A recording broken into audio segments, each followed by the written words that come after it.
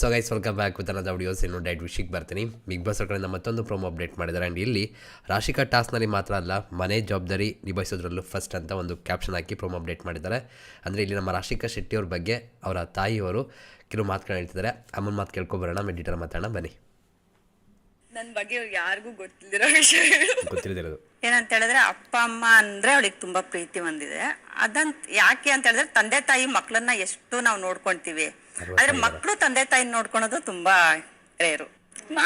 ಆದ್ರೆ ಇವಳು ಹೆಂಗೆ ಅಂತ ಹೇಳಿದ್ರೆ, ಎಲ್ಲೇ ಹೊರಗಡೆ ಹೋಗ್ಲಿ, ಶೂಟಿಂಗ್ ಇರ್ಲಿ, ಏನೇ ಒಂದ್ ಕೆಲಸ ಕಾರ್ಯಗಳ ಮಧ್ಯದಲ್ಲೂ ಒಂದ್ ಫೋನ್ ಮಾಡ್ತಾಳೆ. ಫಸ್ಟ್ ದಿನಕ್ಕೊಂದ್ 10-15 ಸಲ ಫೋನ್ ಮಾಡ್ತಾಳೆ ಮನೆಗೆ.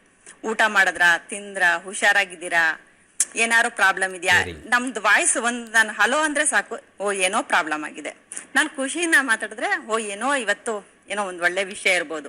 ಇವಳು ನಮ್ಗೆ ನಮ್ಮ 3 ಜನಕ್ಕೂ ಅಪ್ಪ ಅಮ್ಮ ಆಗಿ ನಮ್ಮ 3 ಜನಕ್ಕೂ ತುಂಬಾ ಕೇರ್ ಮಾಡಿ ನೋಡ್ಕೊಂತಾಳೆ.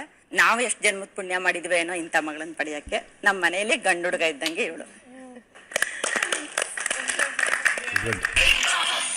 ಆ್ಯಕ್ಚುಲಿ ಏನು ಗೊತ್ತಾ, ಇಲ್ಲಿ ನೋಡಿ ರಾಶಿಕಾ ಶೆಟ್ಟಿ ಅವರು ಬಿಗ್ ಬಾಸ್ ಮೇಲೆ ಯಾವ ಥರ ಇದ್ದಾರೆ ಏನು ಕತ್ತಿದ್ರೆ ನೀವು ನೋಡಿದ್ದೀರಾ, ಓಕೆನಾ. ನಮಗೆಲ್ಲರೂ ಕೂಡ ಟಾಸ್ಕ್ ಕ್ವೀನ್ ಅಂತ ಗೊತ್ತು, ಬಟ್ ಬೇರೆ ಎಲ್ಲ ವಿಷಯಗಳು ಕೂಡ ಗೊತ್ತಿದೆಯಾ ಗೊತ್ತಿಲ್ಲ. ಅಂದರೆ ನಾವು ಕಂಪ್ಲೀಟಾಗಿ ಆ ವ್ಯಕ್ತಿ ಏನು ಅಂತ ನಾವು ಅರ್ಥನೇ ಮಾಡ್ಕೊಂಡಿಲ್ಲ, ಬಟ್ ಸ್ಟಿಲ್ ಜಡ್ಜ್ ಮಾಡ್ತೀವಿ, ಓಕೆನಾ.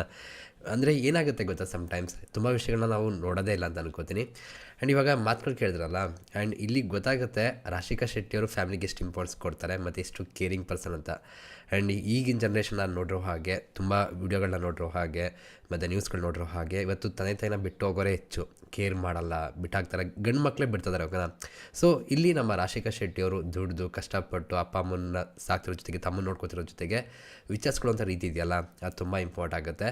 ನಾವೆಷ್ಟೇ ಬ್ಯುಸಿ ಇದ್ದರೂ ಕೂಡ ಸ್ಟಿಲ್ ಫ್ಯಾಮಿಲಿಗೆ ಇಂಪಾರ್ಟೆನ್ಸ್ ಕೊಡೋದಿದೆಯಲ್ಲ, ಅದು ತುಂಬ ಇಂಪಾರ್ಟೆಂಟ್ ಆಗುತ್ತೆ. ನಾನು ಯಾವಾಗ ಕೂಡ ಹೇಳ್ತೀನಿ, ಫ್ಯಾಮಿಲಿ ಅನ್ನೋದೇ ನಮಗೆ ಮೇನ್. ಸೊ ಅದನ್ನು ಬಿಟ್ಟು ನಾವು ಹೊರಗಡೆ ನೋಡೋಕ್ಕೆ ಹೋಗಬಾರ್ದು. ಅಂದರೆ ಫಸ್ಟ್ ಪ್ರಿಫರೆನ್ಸ್ ಯಾವಾಗ ಕೂಡ ಫ್ಯಾಮಿಲಿ ಇರಬೇಕು, ಅಷ್ಟೇ ನನ್ನ ಮಾತು, ಓಕೆನಾ. ಆ್ಯಂಡ್ ಇಲ್ಲಿ ರಾಶಿಕಾ ಶೆಟ್ಟಿಯವ್ರ ಬಗ್ಗೆ ನಿಮ್ಗೆ ಏನಿಸ್ತು ಗೈಸ್? ಆ್ಯಂಡ್ ಇಷ್ಟೆಲ್ಲ ಜವಾಬ್ದಾರಿ ತಗೊಂಡು ಕಷ್ಟಪಟ್ಟು ದುಡಿತಾ ಇದ್ದಾರೆ, ಬದುಕ್ತಾ ಇದ್ದಾರೆ ಚೆಲುವಾಗಿ ಅಂದಾಗ ನಾವು ರೆಸ್ಪೆಕ್ಟ್ ಕೊಡಬೇಕಾಗುತ್ತೆ ಅವ್ರಿಗೆ. ಆ್ಯಂಡ್ ಅದಕ್ಕೆ ಹೇಳುವಂಥದ್ದು, ಬರೀ ಬಿಗ್ ಬಾಸ್ನ ನೋಡಿ ನಾವು ಕಂಪ್ಲೀಟ್ ಜಡ್ಜ್ ಮಾಡಬಾರ್ದು. ಅಂದರೆ ಜಡ್ಜ್ ಮಾಡೋದು ತಪ್ಪಲ್ಲ, ವಿಷಯಗಳು ಜಡ್ಜ್ ಮಾಡ, ಅವ್ರೇನೋ ಒಂದು ಮಾಡಿದಾಗ ತಪ್ಪು ಅನ್ನೋಣ, ಸರಿ ಅಂತ ಹೇಳೋಣ.